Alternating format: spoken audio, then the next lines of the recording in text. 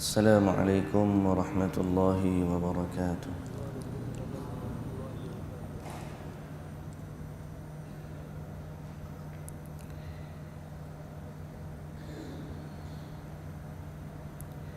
Bismillahirrahmanirrahim. Alhamdulillahi rabbil alamin. Wassalatu wassalamu ala ashrafil anbiya'i wal mursalin, Nabiyyina Muhammadin wa ala alihi wa sahbihi ajma'in. Amma ba'du. InsyaAllah pada pagi ini kita baca dari surah Al-Baqarah, surah yang pertama, bermula dari ayat yang pertama juga. A'udzu billahi minasy syaithanir rajim.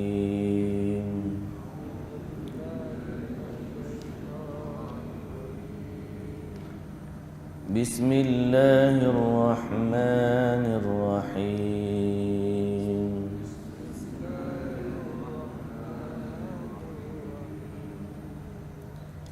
Alif Lam Mim.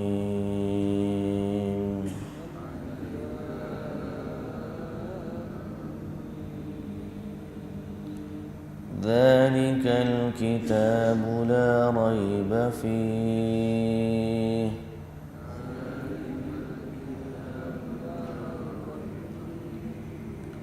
hudan lil muttaqin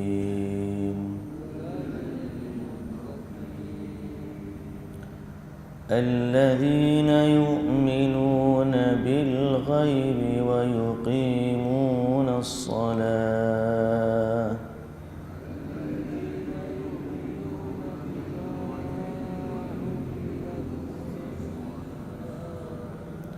ومما رزقناهم ينفقون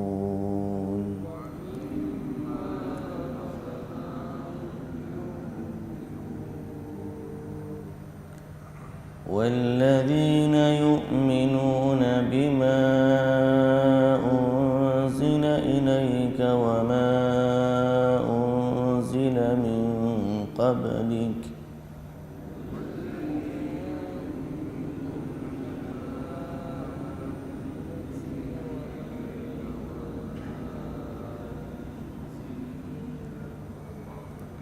وبالآخرة هم يوقنون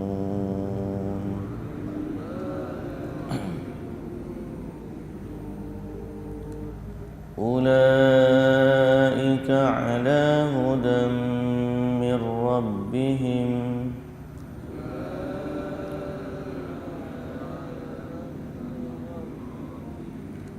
وأولئك هم المفلحون.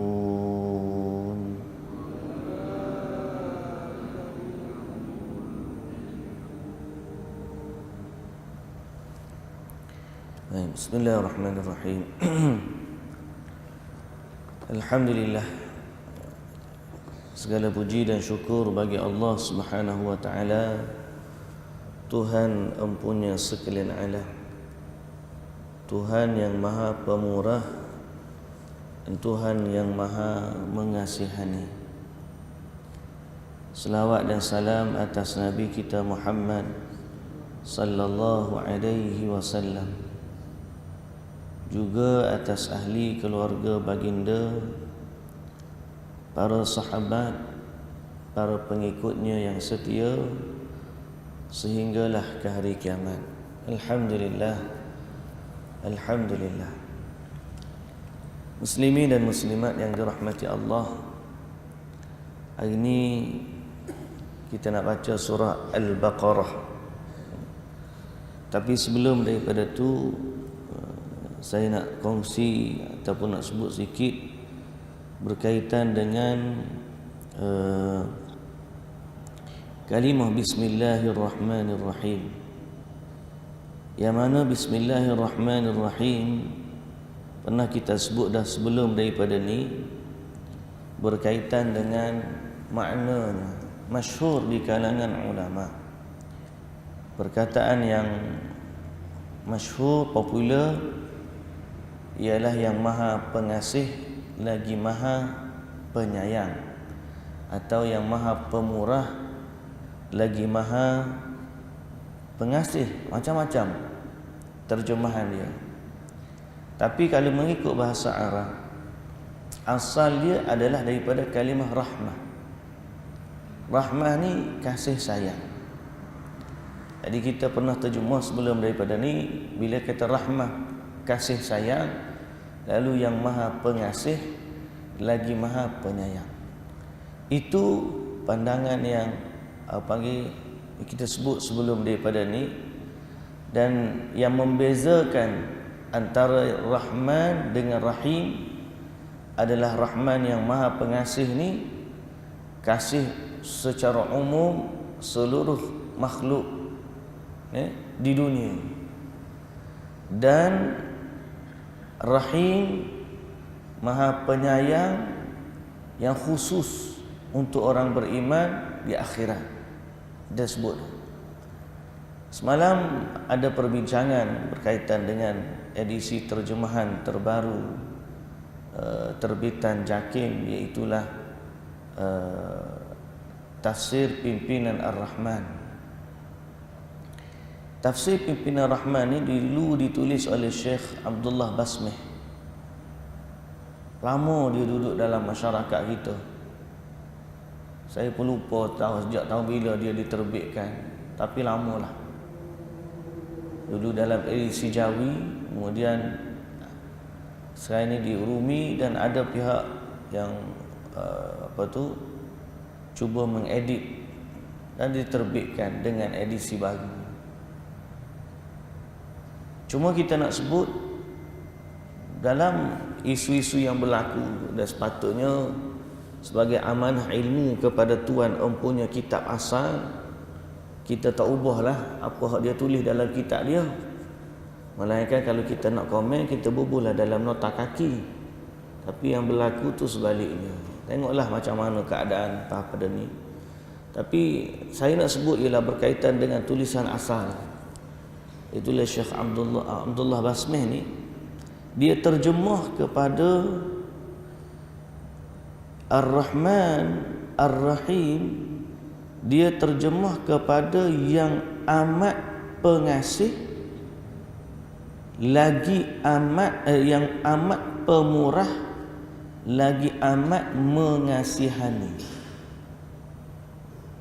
Okey, yang amat pemurah lagi amat mengasihani. Apa tuan-tuan puan-puan yang boleh beza sekali dengar? Yang Maha Pemurah lagi Maha Mengasihani. Apa beza? Amat.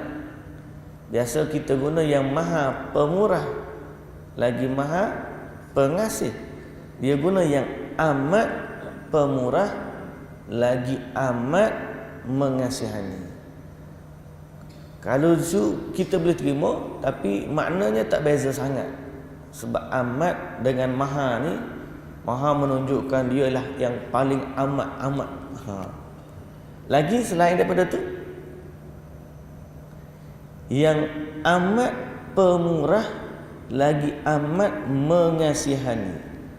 Kalau kita belajar dari sudut tata bahasa, okey, pemurah kata nama, mengasihani kata perbuatan.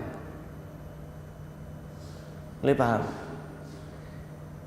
Biasa kita terjemah yang Maha Pemurah lagi Maha Pengasih.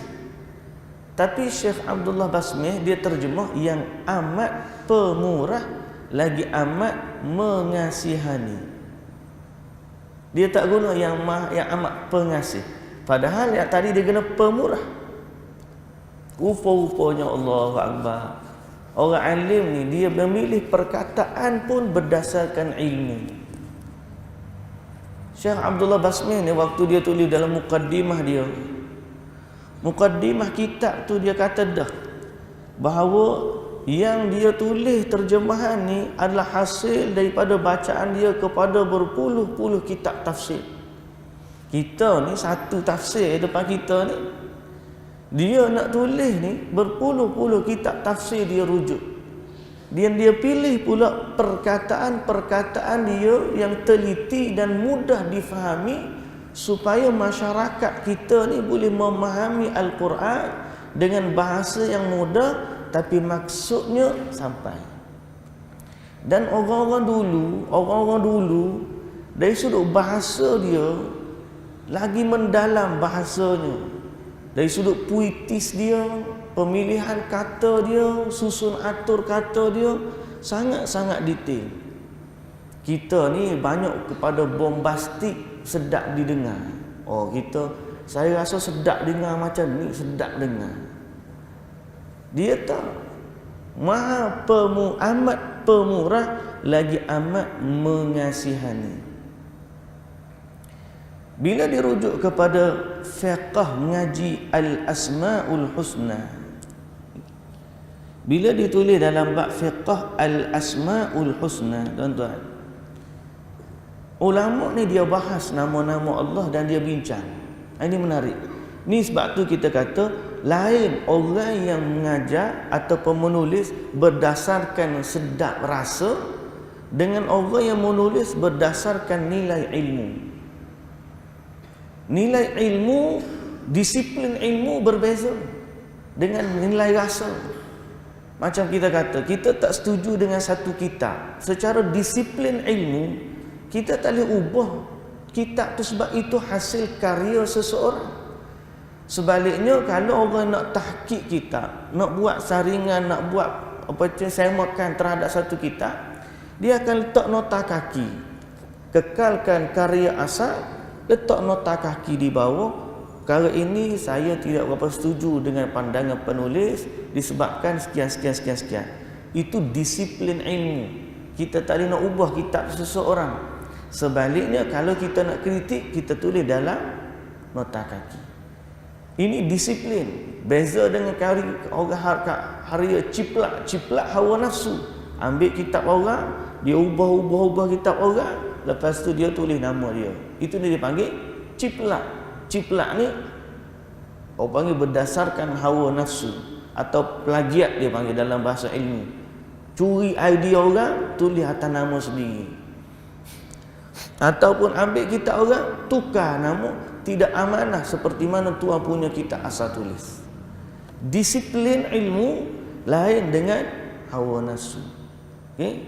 Begitulah juga bila kita bahas ulama, inti dia menulis tak sama dengan orang yang tulis saya rasa sedapnya macam ni, dengan orang yang menulis di atas disiplin ilmu. Dan sama juga tuan-tuan, orang ceramah dengan sesedap rasa, dengan ceramah dengan disiplin ilmu. Ada orang ceramah sedap rasa dia, seronok, gelak ketawa, hilai tawa, macam-macam, lucu pun, lawak pun ada, lucuh pun ada dalam kuliah. Dengan orang yang mengajar dengan disiplin ilmu, cara bentang dia, ayat dia macam ni, hadisnya macam ni, begini kupasan dia beza. Kita ni kalau kita serius nak belajar, kita kena tahu perbezaan. Mana satu tulisan, ulasan, ajaran, kuliah yang guna disiplin ilmu dengan tulisan, ajaran dan juga kuliah yang dibuat dengan sesedap rasa, dengan hawa nafsu, dengan suka ketawa. Dan ada orang mari untuk, walaupun datas pentas kuliah, cerita dia untuk hilai tawa, buat lawak dan sebagainya. Yang penting terisi masa antara maghrib dan juga isyak. Nilai ilmu bila balik tak ada apa, tak bertambah rasa takut kepada Allah. Ada orang mari ajar pula ilmu pelik-pelik ilmu pelik-pelik sampai tentang benda-benda yang tidak ada asalnya dalam Quran, tidak ada asalnya dalam hadis. Amalan dia pula pelik-pelik, macam-macam. Ini semua kita panggil hawa nafsu. Baik, balik kepada cerita Syekh Abdullah Basmih.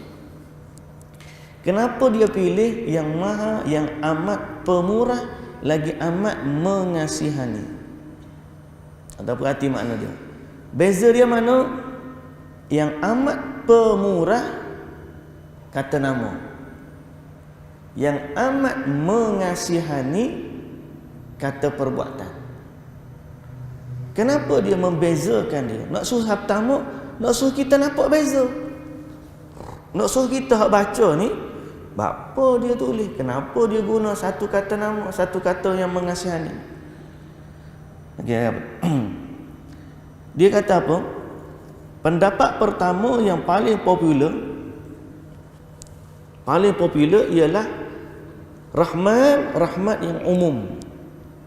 Seluruh makhluk sama ada Muslim ataupun yang berakal, yang bukan Muslim.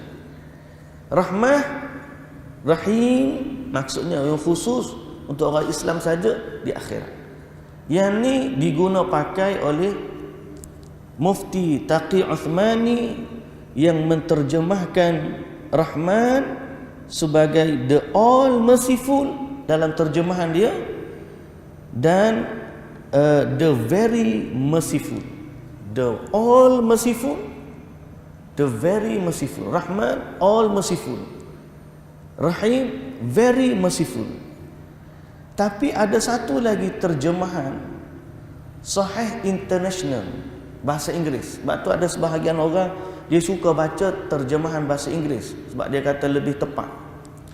Terjemahan Sahih International, dia terjemah bunyi dia macam ni: the entirely merciful dan the especially merciful. Okay? The entirely merciful dan the especially merciful. Kenapa lain Kenapa lain? Sebab dia kata pendapat yang kedua dalam masalah ni, nama Ar-Rahman berkait dengan Tuhan empunya sifat. Kaitan dia dengan zat yang maha pemurah, dengan Tuhan empunya sifat iaitu Allah. Maknanya maha pemurah tu Allah yang amat-amat pemurah. Kaitannya dengan Tuhan empunya. Dan Rahim pula kaitannya dengan makhluk. Makna sifat itu meratai semua makhluk. Jadi yang lebih detail kita kata, pemurah ni sifat yang berkait dengan Tuhan empunya sifat. Rahim pula rahmatnya terkait dengan keseluruhan makhluk. Lalu pendapat kedua ni diraikan oleh Syekh Abdullah Basmih. Sebab tu dia guna terjemahan Ar-Rahman dengan kata nama merujuk kepada empunya nama Allah yang amat pemurah. Sedang Ar-Rahim dia berkait dengan sifat itu kepada sekalian makhluk. Mana dialah yang amat pemurah lagi amat mengasihi sekalian makhluk. Nampak tak tuan-tuan? Dan inilah ilmu ulama bila menterjemah. Dia meraihkan pandangan dalam terjemahan. Kita ni saya rasa sedap kita terjemah yang maha pemurah lagi maha pengasih. Pengasih makna masih merujuk kepada empunya nama. Okey? Contohlah saya bahasa juga. Kita nak sebut dia ni sifat dia pemurah. Tu sifat pada dia. Dengan orang lain macam mana? Oh, dia kalau dengan orang lain tak boleh jumpa orang, dia bagi belaka, belanja belaka orang. Sifat pemurah pada dia. Sifat belanja tu adalah sifat yang kedua hasil daripada sifat pemurah tu. Boleh faham? Oh, dia ni sifat dia sangat penyantun. Macam mana?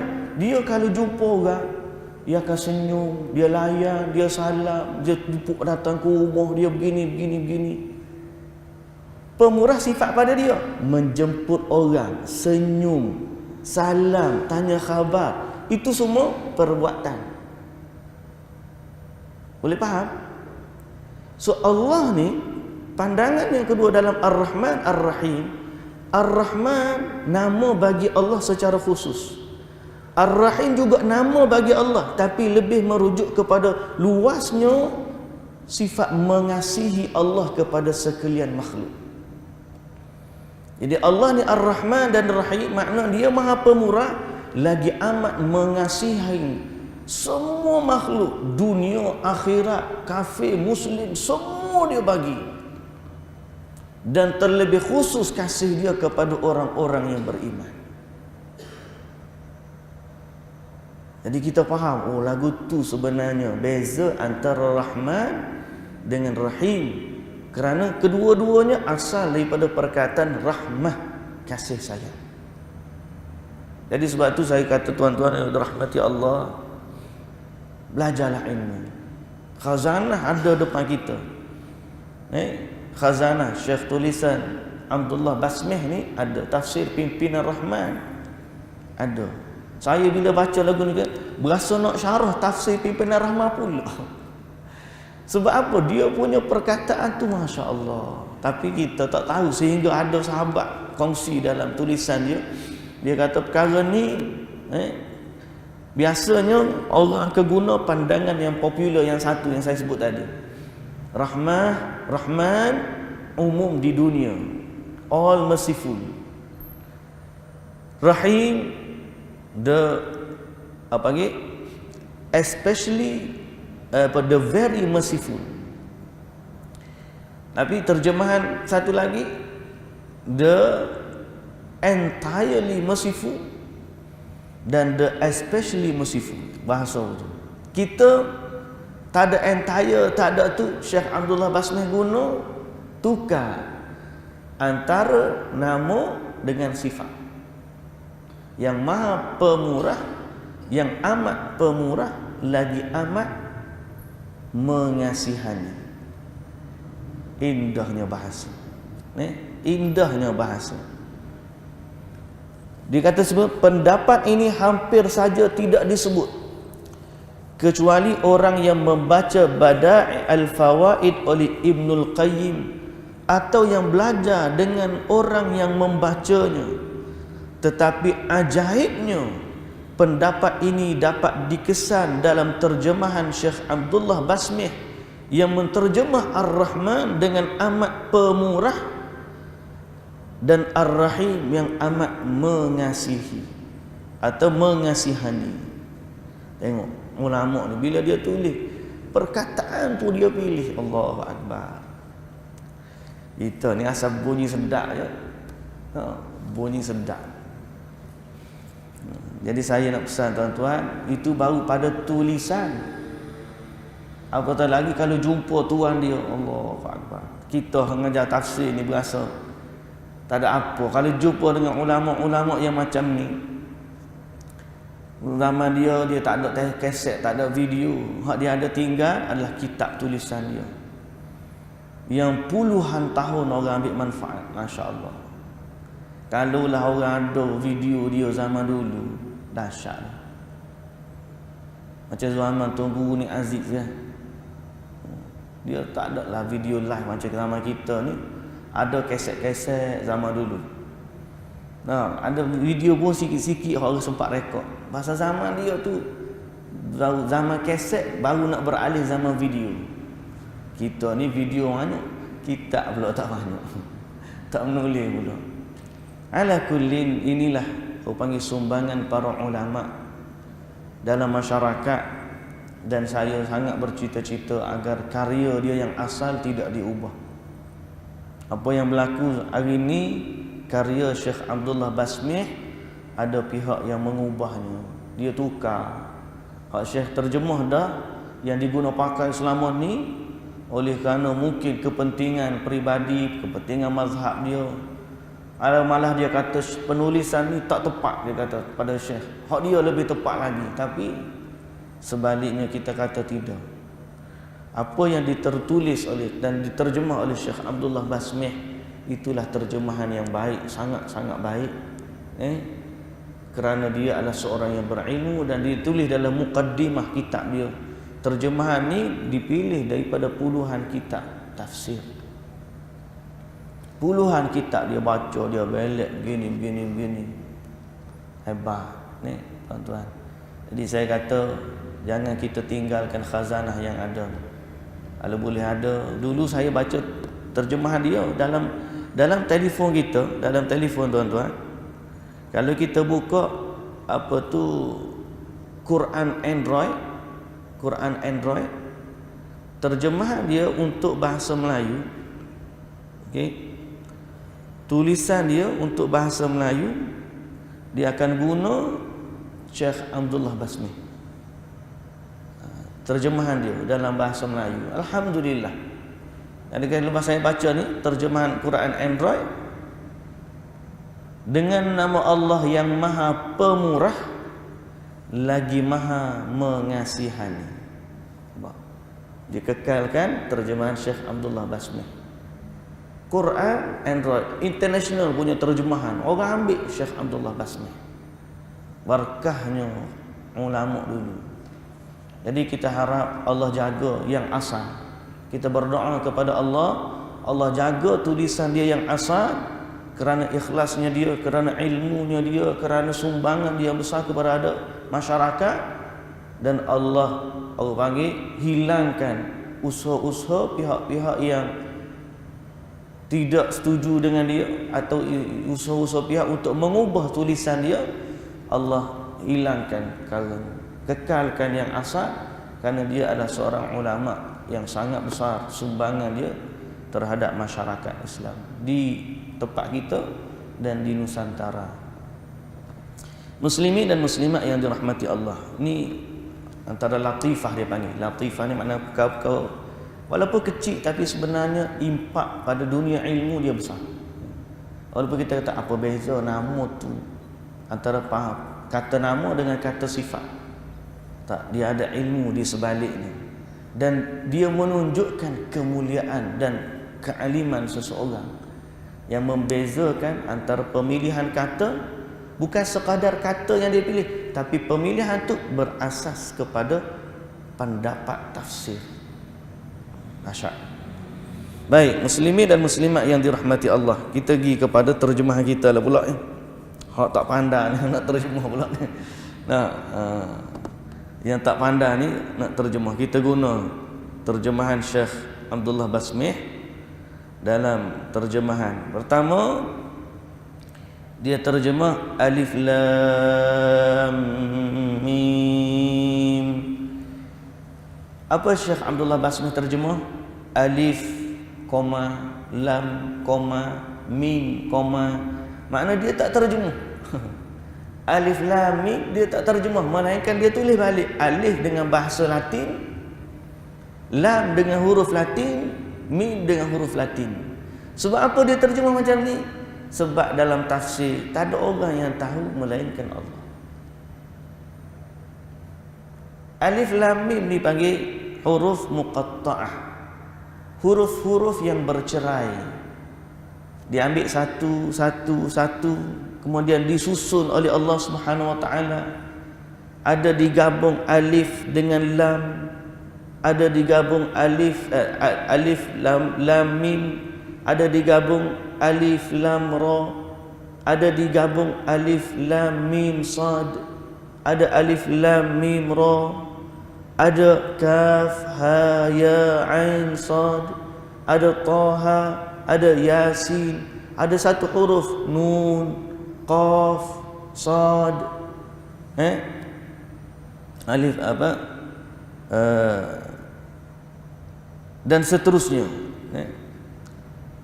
Muslimin dan muslimat yang dirahmati Allah Subhanahu wa taala. Jadi kalau ada orang cuba nak mentafsirkan huruf-huruf ni, jawapannya semua pentafsiran itu hanyalah bersifat panggil ijtihad mereka, tapi sebenarnya tidak ada satu dalil pun bahawa Nabi sallallahu alaihi wasallam dan para sahabat menyatakan rahsia apa maksud alif lam mim dan huruf-huruf ini. Ada orang yang kata Taha tu nama Nabi, Yasin tu nama Nabi, tapi itu pun tidak ada dalil yang menunjukkan bahawa Taha tu nama Nabi.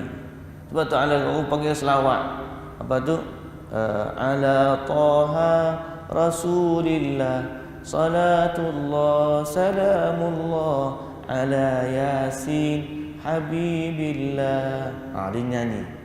Sebab ada Taha tu nama Nabi, Yasin tu nama Nabi, dia katalah. Tapi kita kata dalam tafsir, bila kita baca, para ulama tidak ada yang menyebut perkara tersebut dengan dalil-dalil yang jelas. Bererti kita tawakuf. Dari sudut ilmunya kita tawakuf. Apa maksud tawakuf? Kita tak kata apa yang Allah tak suruh kita kata. Kita tak kata apa yang Nabi SAW tak suruh kita kata. Nabi pun tak terjemah macam tu, sahabat pun tak terjemah macam tu, tabi'in pun tak terjemah macam tu, ulama-ulama mu'tabar dalam tafsir-tafsir mu'tabar tak terjemah macam tu. Maka kita pun tawakuf. Kita tak kata. Orang kata ni nama Nabi, saya tak kata, saya tak tahu. Sebab dalam saya baca, Wallahu ta'ala alam, Allah tak sebut, Nabi tak sebut, sahabat pun tak sebut. Takkanlah orang yang nak kata tu lebih tahu daripada Allah dan tahu daripada Rasul, tahu daripada sahabat. Jadi pada kita kata wallahu a'lam, kita tawakuf, kita tak tahu. Dan berkata tak tahu ni tuan-tuan adalah sebahagian daripada ilmu. Apa ilmu kamu? Ilmu untuk kata tak tahu pada apa yang Allah tak bagi tahu. Jangan pula tuan-tuan bila kata, oh ada orang tafsir Taha tu Rasulullah, Yasin tu Rasulullah, ustaz yang ngajar dia tak tahu tu, bodoh, jahil dia tu. Kata tak tahu tu sebahagian daripada ilmu. Sebab apa ilmu? Ilmu untuk tidak mengatakan sesuatu pada apa yang Allah tak kata. Kita bukan tak tahu lepas sebab tak baca dah. Kita kata tak tahu selepas kita baca. Sebelum baca, oh hadis Yasin tu Rasulullah, Taha tu Rasulullah, sebelum baca. Bila kita baca tafsir, tak ada pun ulama kata, tak ada pun hadis Nabi sebut, tak ada pun tabi'in kata, ulama-ulama tafsir muktabar. Oh, kalau lagu tu kita tawakuf. Jadi apa maksud alif lam mim, apa maksud Taha, apa maksud Yasin, kita tak tahu. Tak tahu tu ilmu. Setelah daripada kita baca, Nabi tak kata, Allah tak sebut, sahabat pun tak kata. Jadi tak tahu tu bukan jahil, tak tahu yang berilmu. Ini dia panggil, sebab tu dia panggil, ulama sebut, siapa yang kata tak tahu, maka dia sebenarnya separuh ilmu. Untuk berkata tak tahu pada apa yang kita tak tahu. Jangan kita main langgar. Orang kata apa kita ikut cakap. Sedang benda ni tak ada asas. Jadi bila orang lama kata alif lam mim tidak ada yang tahu maknanya, bukan bererti dia jahil, tak ada. Dan bukanlah mari orang kata mu tahu dok dalam Quran ni ada rahsia. Apa dia? Taha tu Rasulullah, Yasin tu Habibullah. Ni semua ni nama Nabi Muhammad. Maka kita kata wallahu a'lam. Saya tak kata ya, saya kata tak kata dak, sebab memang saya tak tahu dalam Quran tak sebut. Siapa yang kata macam tu, sila datangkan bukti. Mana bukti kata Yasin tu nama Nabi? Mana bukti kata Taha tu nama Nabi? Minta datangkan bukti. Sebab selama kita baca tafsir, tak ada. Jadi tak tahu tu jangan cepat kata. Orang yang kata tak tahu, tak ada ilmu.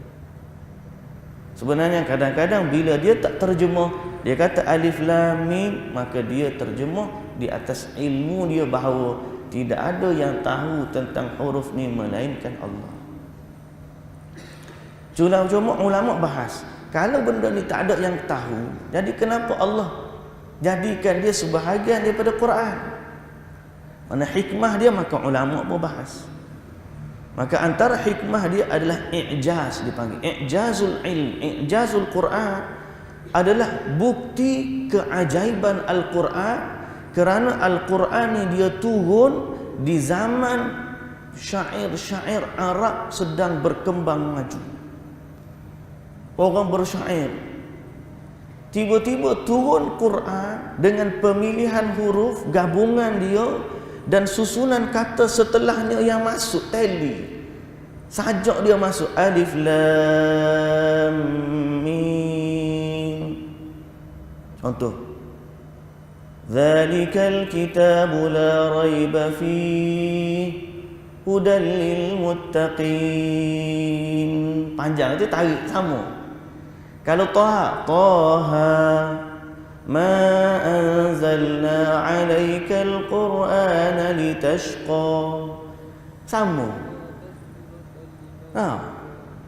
Maknanya Quran ni dia mengalahkan syair-syair Arab, dan ada part-part tertentu Allah kalahkan syair itu hanya dengan satu huruf.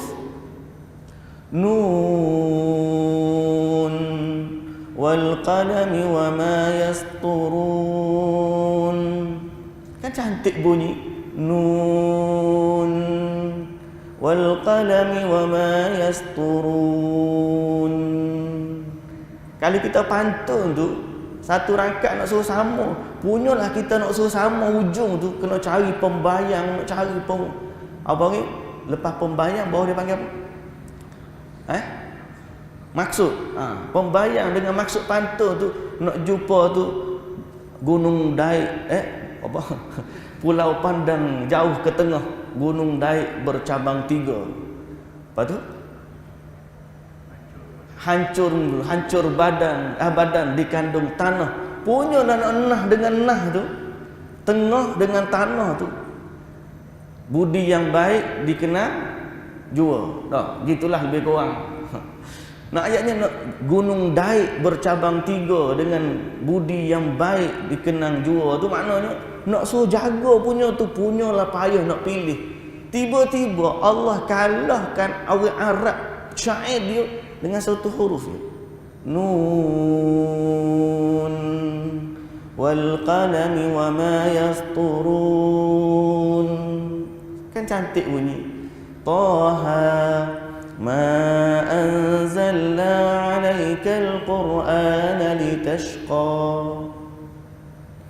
Alif lam mim. Zalikal kitabu la raiba fihi hudan lil muttaqin. Kita dengar pun Rasulullah sedaknya dengar. Pada huruf je, masya-Allah. Ni antara ulama sebut i'jaz Quran, Allah mengalahkan syair-syair Arab.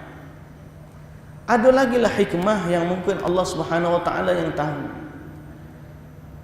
supaya Allah nak bagi tahu kepada umat ni Quran dia, bukan orang yang cipta, bukan manusia yang tulis. Dan ini juga menjadi hujah tuan-tuan bila Nabi SAW sebut man qara'a harfan fi kitabillah falahu hasanah wal hasanatu bi asyri amthaliha. Siapa yang baca Quran satu huruf, dia dapat satu pahala. Pahala digandakan jadi 10 kali ganda.